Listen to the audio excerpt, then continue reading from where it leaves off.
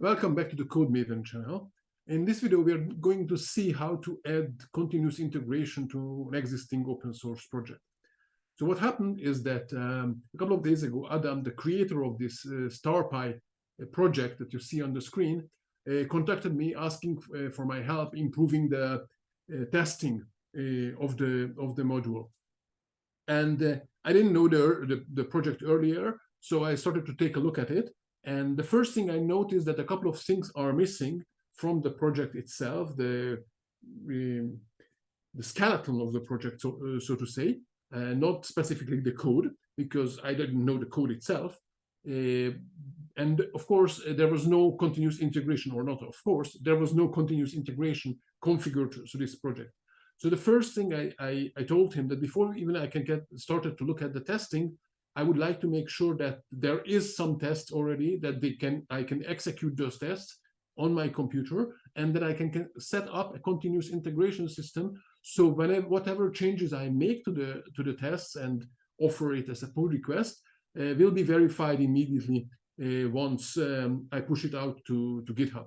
So the few things that had to change immediately, and you can already see the changes here, was that there was no requirements file. So that would be one of the first things that I would do to a project, create the requirements file that contains the list of packages that are used by this project, maybe with a minimal requirement, maybe without. That's not that important at this point, but it's important to have listed all the requirements of the project. That's one thing. And it's important not only for other developers, but also in order to be able to set up a continuous integration system, whatever system you use, because there you will have to be able to easily install all the prerequisites of the package. The other thing I asked him is to add some README file to tell me how to run the tests. And this was especially important because back when I saw the project first time, the test, I think that back that time there was only one test file, but it started with a capital T. Okay, so you can see that there are like 3 test files now, all of them starting with underscore, with lowercase, the word test in lowercase, and then underscore some other words.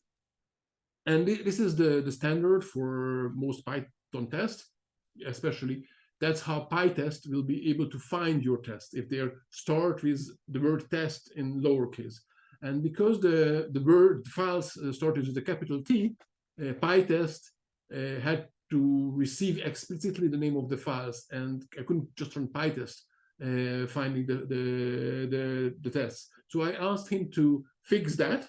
So the file names will be lowercase, the file names will be lowercase, and I asked him to add some README, so it's going to be easy for anyone to know how to run the test, even though that should be sort of standard. So we added the instructions here with a couple of examples as well. That's very useful. It wasn't that critical for me. And then came the continuous integration. So in case you don't know what continuous integration is, just a way to run your tests, whatever tests you define, every time basically you push out changes to GitHub in this case. But it doesn't really matter. It could be done with any kind of version control and any kind of cloud-based continuous integration version control system. And GitHub comes with something called GitHub Actions. You can click here to see the results of it, which is basically a system that allows you to run anything basically, and every time you push out code or you make some substantial changes to the code. How do we configure it? Well, for that I had to fork the project.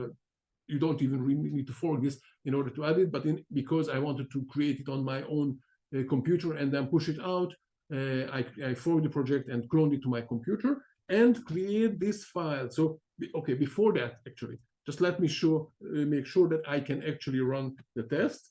So I run PyTest now.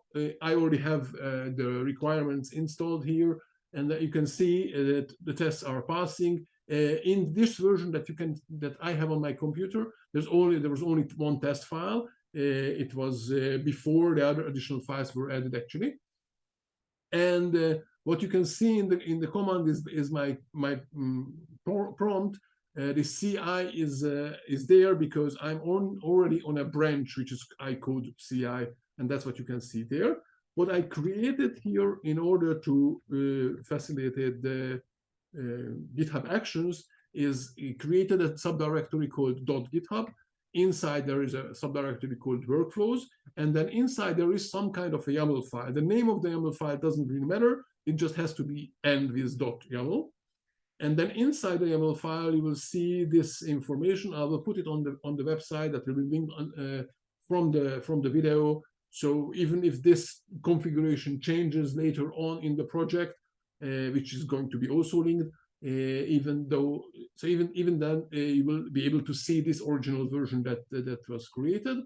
Here what you can see is that some kind of triggers when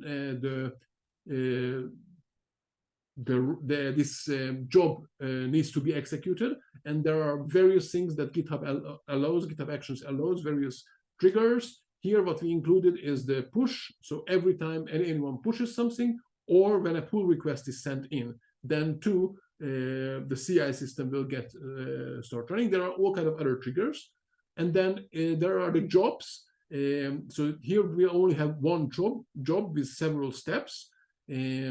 First of all, in this job, the name of the job doesn't really matter again. So here this CI is a free text, and the name of the job is free text actually. All the other words are keywords. Here we say that what kind of computer we would like to, or operating system would like to run this on. There are several choices. We just said Ubuntu, the latest. Doesn't really matter at this point. It's not that important. Then we have this strategy because we would like to be able to run the all the tests on various versions of Python. So here we declared a list of a couple of versions. It turns out it's important that it's going to be in quotes because if it's not in quotes, then the 3.10 will be considered as 3.1, and that's not supported anymore. And obviously we're not interested in 3.1. We're interested in 3.10. So we had to put in quotes, and then if I already put this in quotes, then I put all the others as well. So this is the list of the Python versions that we are going to use. And then here are the steps. The first step is to check out the current source code of the current repository of the project. Then we can tell what kind of Python to set up. Okay, so we use this action called setup Python, and we tell it which version of Python which is taken from this matrix. So basically what the GitHub Actions will do, will execute all the jobs 4 times on the 4 different versions of Python. And you could have different parameters, and then you could have a much bigger matrix. So this is going to set up the appropriate version of Python. And as far as I know, it will just pick the latest version of the 3.7 series. So it's not exactly 3.70, it's the 3.7 and the latest that's out there. There is some file with the definition exactly what these mean. If you would like to have more specific versions of Python, you could mark it there, write it there as well. Then comes the installation of all the requirements. So that's why we needed the requirements txt. We use pip install for the requirements txt. Pip already comes with this Python, so that's nice. Then I just added this additional step, printing out the version of Python. So later on, when we are looking at the results, we can easily see which exact version of Python we were using. And then we are running PyTest with the -v and -s flags. Let me just show you it here. So this is what happens if I run Python -vs, not v, sorry. First of all, it's not Python, it's PyTest, and -vs. So -v tells it's verbose mode. This is what prints out this one, and the -s tells it to print out anything that the tests are printing normally. Normally it would be just throw it away, but here you can see that this is just regular output that for some reason either the test or the project itself, the code itself, printed to the screen, and now we can see it. So that's basically it. This is the file that I had to create, then add it to Git and push it out, and then you can see in the project. So this is, now you're looking at the original repository of the project. I had a fork of it here, and in this fork you can see in the actions there were several. I didn't make it this file at immediately.